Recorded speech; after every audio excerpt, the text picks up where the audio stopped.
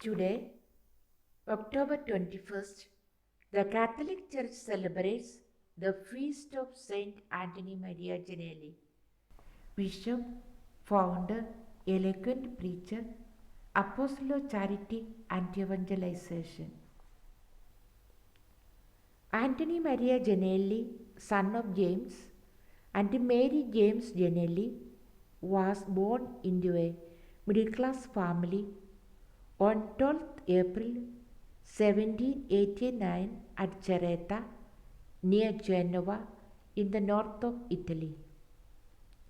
His mother taught catechism, and his father was known as a generous peacemaker in the town.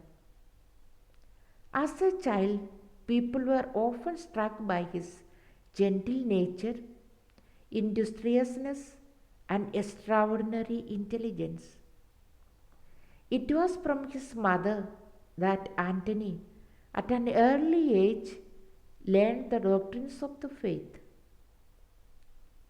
Anthony was such a promising student that the owner of his family farm paid for his seminary education.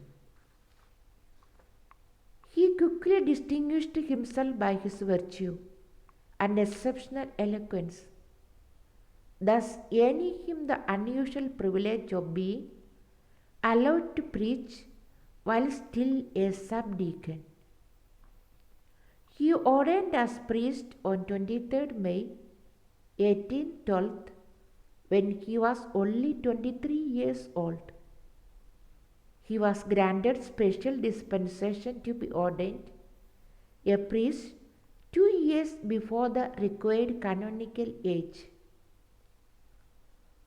Although Father Anthony was dedicated to his educational work, he also devoted himself to the work of preaching and hosting missions, which resulted in a great harvest of souls.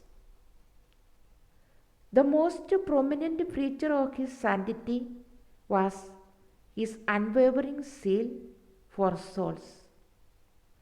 His natural gifts of eloquence served him greatly in this. The zeal for the good of souls was shining in him in his highest degree. He was assiduous in preaching and in the confessional. He had a great desire to lead souls to God. So he instituted the Congregation of Missionaries. In 1827, he founded the Missionaries of St. Alphonsus. In 1829, he founded the Daughters of Our Lady of the Garden.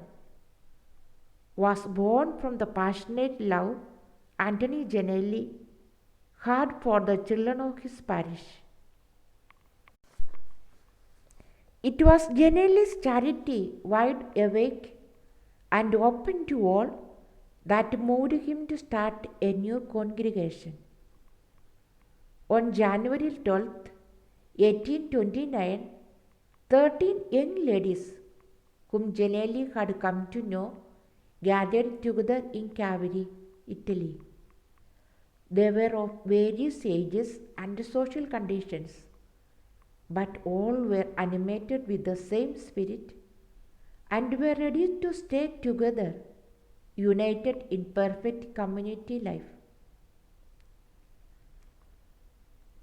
As a recognition of his tireless apostolic zeal, Gianelli was nominated Bishop of Bobbio in 1837 by Pope Gregory XVI, where he led his flock by his extraordinary example of virtue, prudence, and firm government. To make his ministry effective, in addition to the constant prayer for the conversion of sinners, he did penance, wore sackcloth, and often scourged himself. His zeal was immense. It was heroic, and he exercised it with constancy. As young priest, as parish priest, and as bishop. In the apostolic fatigues, he never said enough or too much. His life can be said to be a continuous and perpetual act of faith, hope, and charity towards one's neighbor.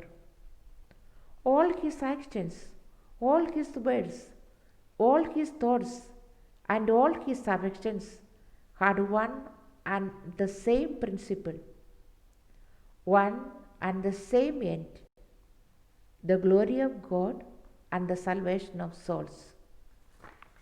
Struck down by the fatigues of his incessant ministry, in April 1845 he started to show signs of tuberculosis that had not been diagnosed from the onset.